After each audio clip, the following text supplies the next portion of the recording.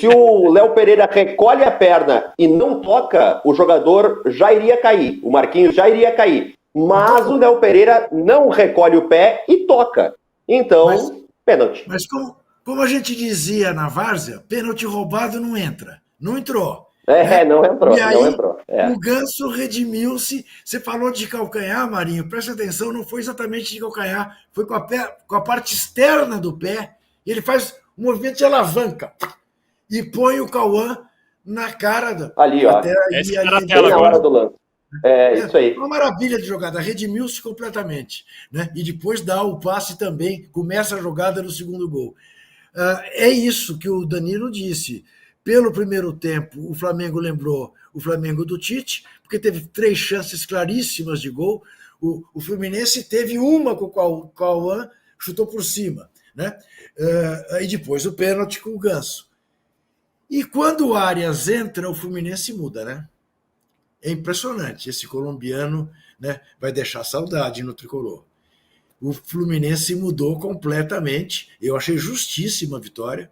E acho que o principal aspecto a se levar em conta é que deu uma belíssima arrefecida no entusiasmo com o Felipe Luiz. Esperava-se que o Felipe Luiz fosse Jesus Cristo de volta, ou Jorge Jesus, e não é. Né? Não é. Já no terceiro jogo dele, perdeu o primeiro, né? Vamos ver. Isso. E veja, você perde um Fla-Flu, tá bem? O Flamengo não está muito ligado no Brasileirão. Perde o Fla-Flu. São Paulo na cola pelo 4º lugar.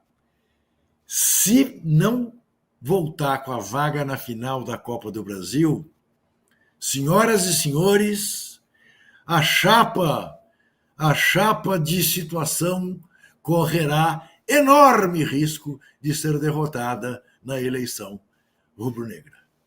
Enorme risco. Totalmente mesmo. Olha só, a gente falando de treinador, a Mília Almeida mandou o seguinte, ó. Quem diria o Mano Menezes está salvando o Fluminense? O quanto tem de responsabilidade do Mano nessa fuga do rebaixamento do Fluminense, hein, Danilo?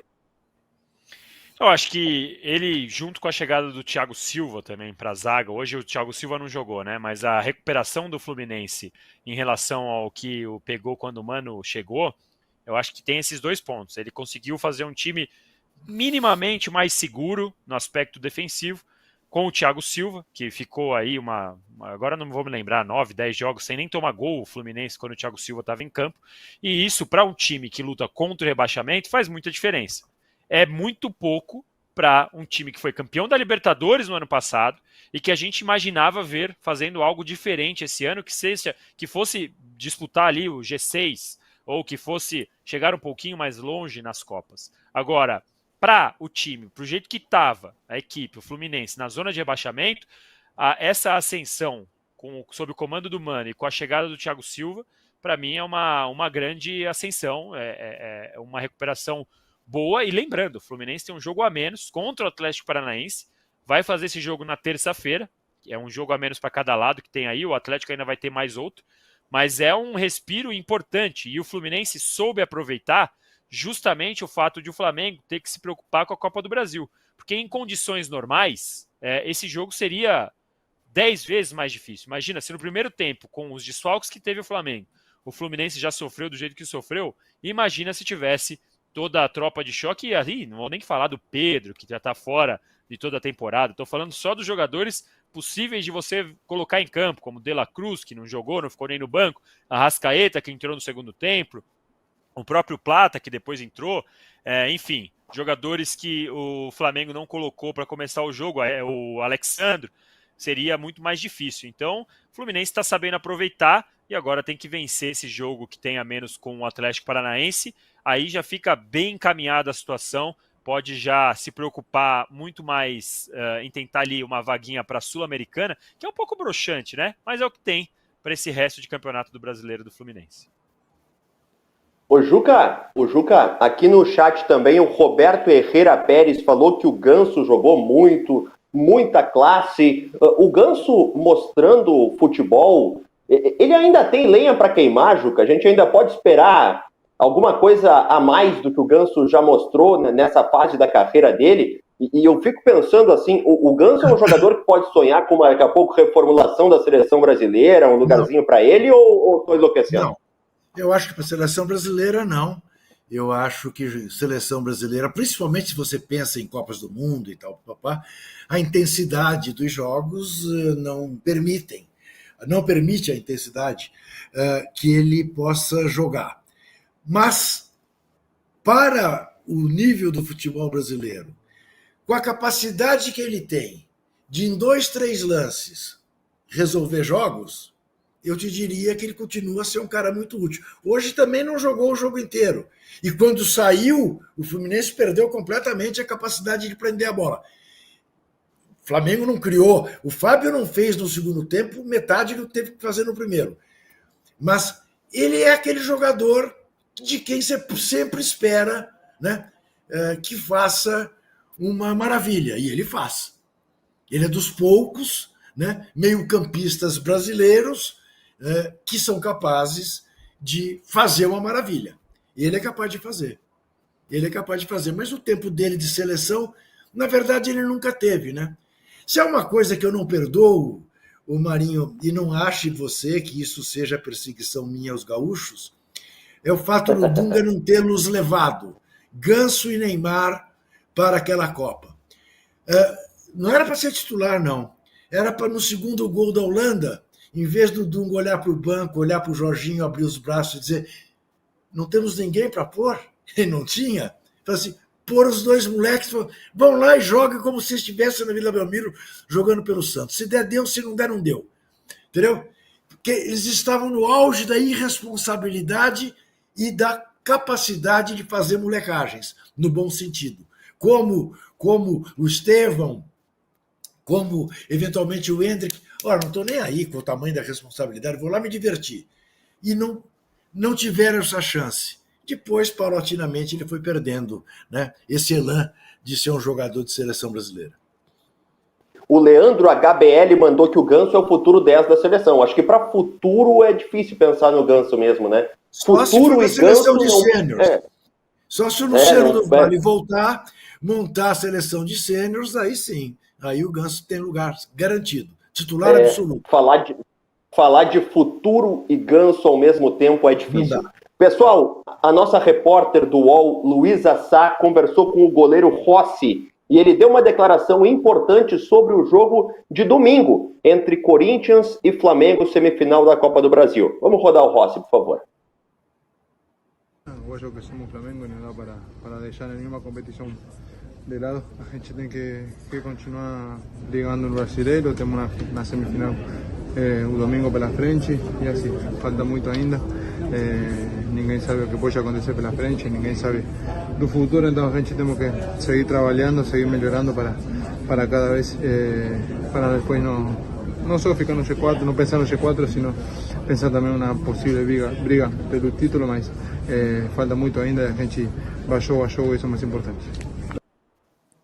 O Rossi falando que, traduzindo rapidamente, que o Rossi acredita na disputa do Flamengo pelo título ainda e que tudo pode acontecer no jogo de domingo, não dá também para achar que está classificado nem não, mas a situação que me chama a atenção, Juca, o Rossi não... Tudo bem, o Flamengo acabou de ser derrotado, né? Mas de um jeito bem assim, bem encolhido, né? Bem para baixo, bem meio cabisbaixo, assim. Isso pode revelar, e nós jornalistas sempre fazemos muito isso, né? Perceber os detalhes, pode revelar um abatimento no Flamengo. Daqui a pouco o Corinthians sai grandão do jogo de hoje, o Flamengo sai, como o Rossi falou ali, meio encolhido. Que o Corinthians sai grandão, estamos de acordo. Que o Flamengo chegue aqui pequeno, eu não acredito. Tem a sexta, o sábado, o trabalho, conversa. É Flamengo. É Flamengo. E aí é tal história.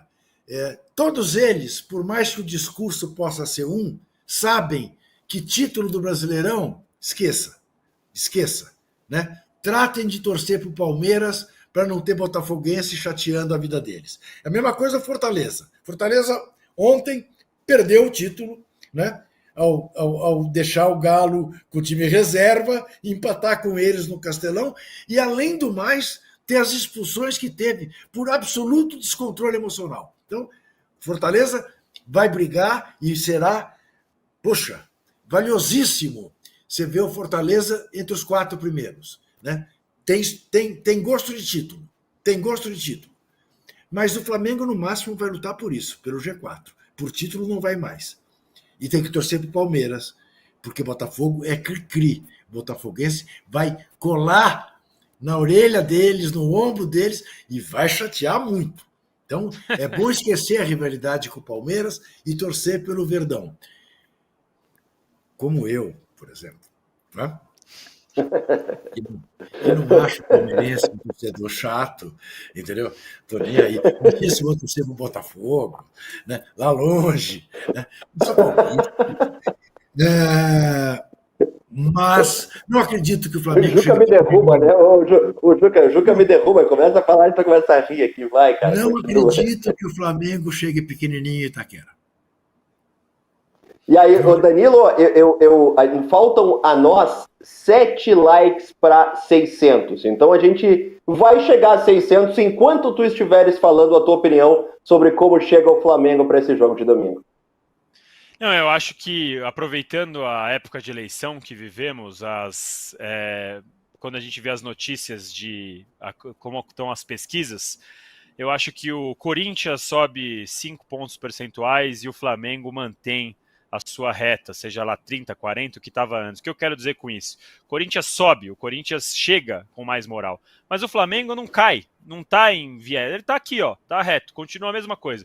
Se tivesse vencido o Fluminense, poderia chegar junto com o Corinthians nessa alta, mas a derrota do jeito que foi, e até por ter poupado os jogadores, mesmo com os jogadores tendo entrado no finalzinho, você não diminui muito, você não abala a moral dos caras do Flamengo. Acho que o Flamengo chega da mesma forma que estava antes dessa partida. Agora o Corinthians chega assim, como eu brinquei com a metáfora do videogame, setinha para cima.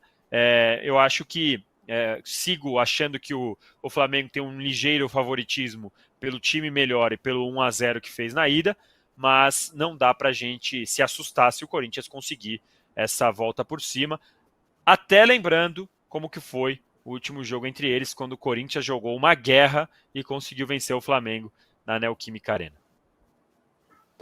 Ô, Juca, o Danilo tá ensaiando ficar em cima do muro. Eu sei que você não vai ficar. Quem é que vai passar no Corinthians e Flamengo? Corinthians passa. E aí, o Danilo estava ensaiando em cima do muro. Eu acredito piamente que o Corinthians passe. Já acreditei mais que o Vasco passaria também sobre o Atlético, mas ontem fiquei decepcionado, até porque o Vasco entrou com um time, né, que eu achava que ia poupar, não poupou e tal, e levou uma lambada desagradável. Né? O Vasco eu acho que vai estar com 1000 problemas na cabeça para o jogo do sábado contra o Galo. Né? E o Galo vai chegar fresco para esse jogo. Mas eu acho que o clima está todinho para o Corinthians. Mas não é porque o Flamengo perdeu, é pelo tamanho da vitória do Corinthians. Entendeu? Marinho, não te esqueça, Corinthians e Flamengo jogaram recentemente uma decisão de Copa do Brasil no Maracanã e uma bola na trave no pênalti do Fagner impediu que o Corinthians fosse campeão. E era um time inferior a esse. E o Flamengo era melhor do que esse que está aí. Perfeito. Ô Danilo, sai de cima do muro aí, Corinthians ou Flamengo? Flamengo e Atlético Mineiro, a final da Copa do Brasil. É difícil para ele, viu? É difícil. Ele faz isso. É difícil. Ele quer que xingue mais. Né, Juca? É difícil. Eu dei uma olhada aqui nos xingamentos, é uma coisa horrorosa. O UOL devia ter um moderador. Eu posso garantir a vocês que a mãe do Danilo é uma senhora virtuosíssima. Tá? Virtuosíssima. Vocês parem com isso, seus canalhas.